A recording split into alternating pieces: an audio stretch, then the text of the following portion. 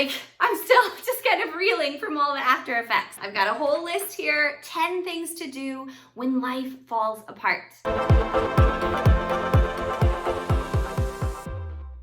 What do you do when your plans fail?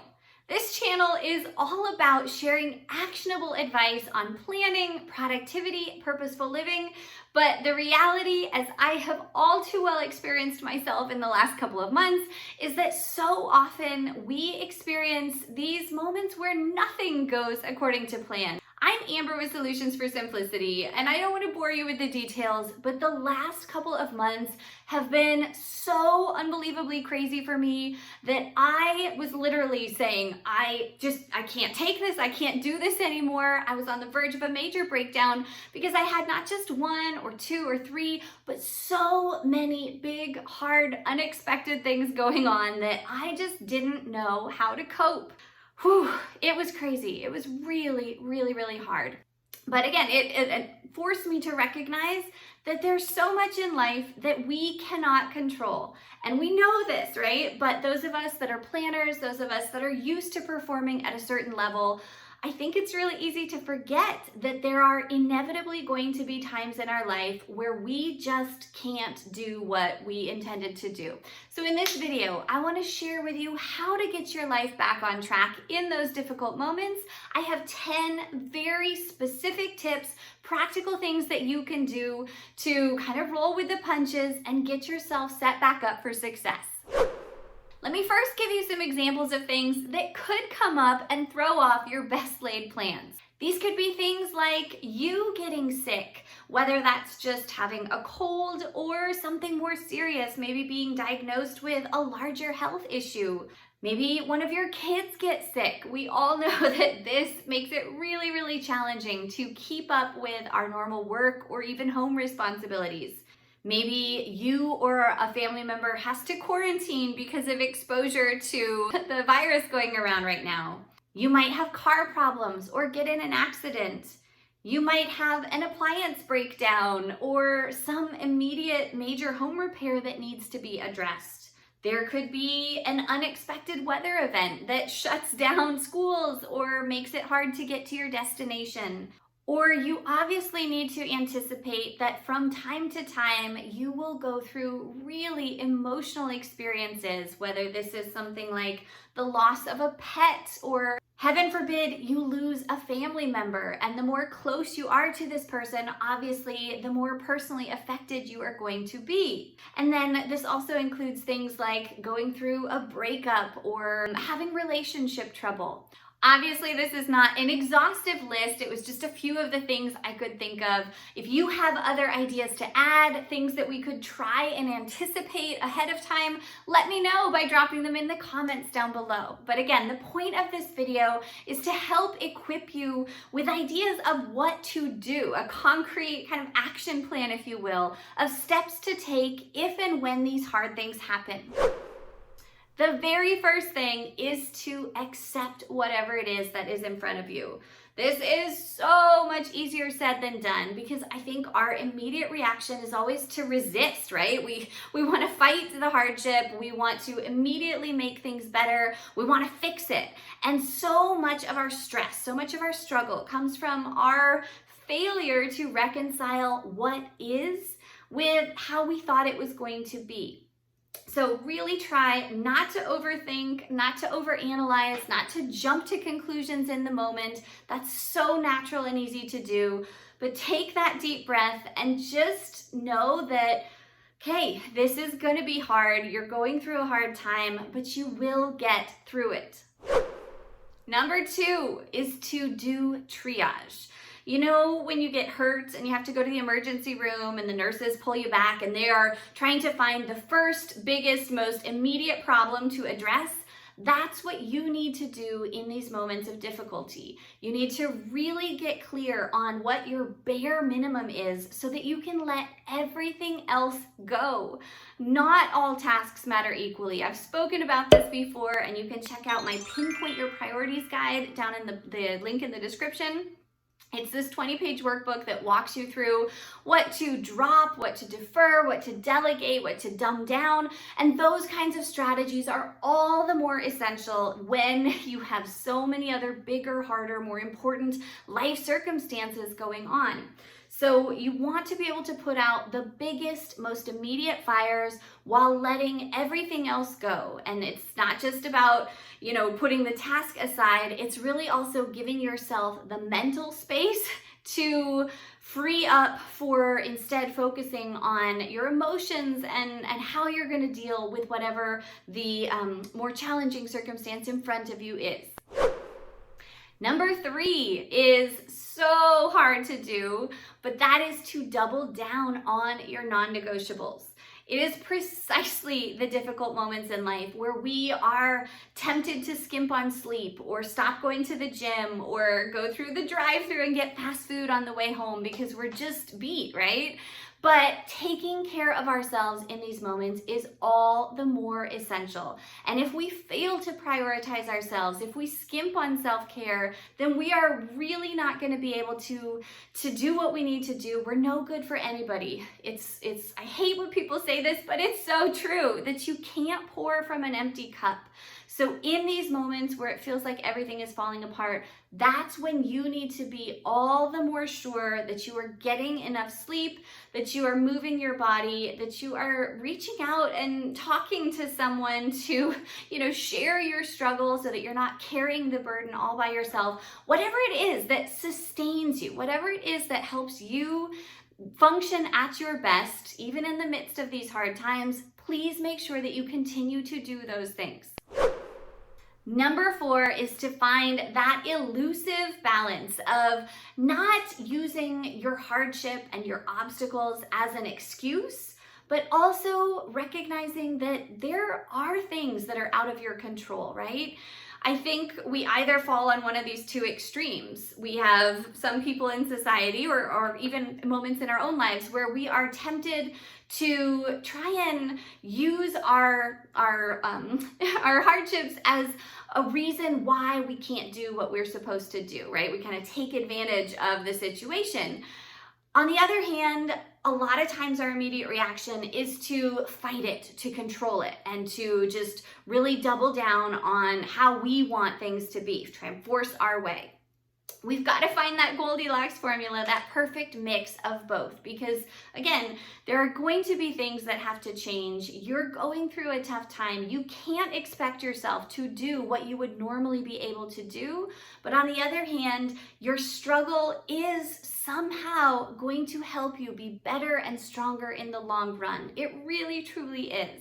Always remember that what you do or don't do doesn't define you. Your self-worth, your value, your belonging in this world is completely separate from what you are able to produce or how well you feel like you're performing at your job or as a parent or any other realm of your life, right? So just go easy on yourself while also trying to find solutions to the problems that you're facing.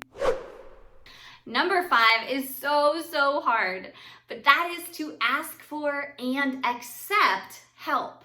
I think so many of us, especially those that are type A perfectionist personalities, right? We not only want to be able to do it all, but we worry that we will be seen as a failure or as weak if we can't do it all.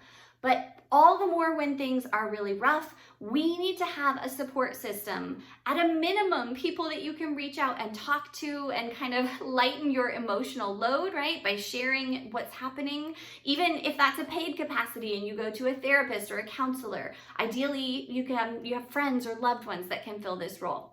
But I'm specifically here talking about getting help with the logistics, things like making meals, cleaning the house, watching the kids, running people to activities. Really, don't be afraid to ask for help. And at a minimum, please force yourself to say yes when that help is offered. Number 6 is to not be in a hurry to get back to normal. We don't like hardship, right? Nobody likes to be uncomfortable. Nobody likes pain. Nobody would choose to go through the awful things that they might be going through in that moment. But again, the more you fight it, the more you resist it, the harder and longer it's going to be. So just do whatever it is to cut back and allow this to run its course. Similarly, number 7 is to actually expect that it's going to take you a while to get back in your groove. You're not just going to instantly bounce back and be your old amazing self overnight, especially if you're going through really hard things like the loss of a loved one or some other major traumatic life event. You've got to give yourself time and space to process what's happening and anticipate that there's going to be some aftermath, once those things are technically done. I would highly recommend, as a general rule of thumb, that however long you felt like your routine was off, right? Whatever period of time you were dealing with the hardship, double that amount of time, and that's a good estimate for how long it will take you before you start to feel somewhat back to normal again. Moving on from that, number 8 is to ease back in slowly. You can't just jump back into the way things were and think everything is going to be fine. So often we underestimate the residual effects of the big hard things that we go through. Even if you think you're okay, you might get back to work and then feel more tired than usual. Your body will kind of start to come down from that cortisol high, the stress that you were experiencing, and you're just going to be overwhelmed with exhaustion and emotion. If you've lost a loved one, right, that grief process is not a linear thing. It's not predictable in any way. So you need to anticipate that it's going to take time and really leave yourself plenty of cushion space in your schedule, plenty of blank space where you're not planning things in. You are purposefully saying no, and you're just giving yourself an opportunity to deal with the aftermath that you might be feeling after the hardship is technically over. You are literally traumatized in the midst of hardship, right? And so that trauma doesn't just disappear even when you are expected to get back to normal. You're gonna have this laundry list of things that you might be behind on, or that you didn't have time for, or that you want to be able to jump back into, but you can't let yourself go overboard here. Really, really, really, again, be super crystal clear on what matters most, and then give yourself as much blank space as possible to process what has just happened. Number 9 is to keep a long-term perspective. It is so easy to feel like a failure when we miss deadlines or we miss opportunities or we just couldn't do what we expected to be able to do. But the reality is that our success isn't defined on the basis of any one day, week, month, or even season of life, right? So you need to zone out and really try and see that proverbial forest through the trees. No matter how hard this time has been, know that you can and will still do amazing things. Give it a little bit more time, and before long, you will look back and you will be amazed at how much you were still able to do, even with the hard things that happened. I know I have so much more to learn in life, but from the little I've observed so far, it really does seem that life is just these constant up and downs, right? We fall apart and then we get put back together again, and we learn from it, and then new things come and push us, and we grow in new, unexpected, different ways. So this cycle is just something that we should be anticipating to an extent. We can't always know what is coming or what precisely to expect, but we can be certain that change is inevitable. So again, having these strategies in the back of your mind will hopefully be super helpful from here on out. Number 10 is to assess and reflect. Once things finally do start to kind of simmer down and you can achieve some semblance of normalcy again, use that opportunity as a chance to see what you can learn from what you went through. This might be reflecting on ways that you could, say no better in the future so that you have less on your plate at any one time. In case hard things happen, you're not then dropping the ball, right? You already just have a minimum number of things that you do on a regular basis. It could also be something like working now to build up a better support system so that if and when hard things happen, you do have people you can turn to ask for help. Maybe you didn't know where to go now, but in the future, you could work to do better. At a more drastic level, this might be a great opportunity to consider whether you are kind of in the right life situation or life circumstance for dealing with these inevitable big, huge things. For instance, are you in a job that gives you the flexibility to take time off? Is there a way that maybe you could either change your employer or your job situation or even your entire career path to be or have more accommodations in the future? All just things to think about, no right or wrong answer. But again, the point is just to not waste this hard moment, right? And instead see what you can learn and take away from it to both anticipate future trials, but also be more prepared to mitigate them and make them better faster when they do happen. Now I have a bonus tip for you, something that I really know is easier said than done. I wish so much that I had been better about this myself in the last couple months, but when you are struggling, when it all falls apart, don't forget to stop and pause, look around, and find as many things as you can to still be grateful for. Blessings abound, even in the most difficult of circumstances, and it's so natural to kind of have those blinders on and only see the negative.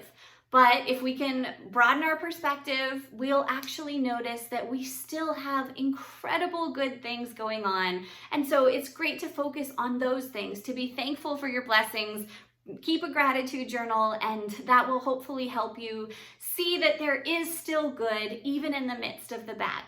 I sincerely hope that you found all of these tips really helpful. I pray that you don't need them now, but that they will at least be useful for if and when hard things come up.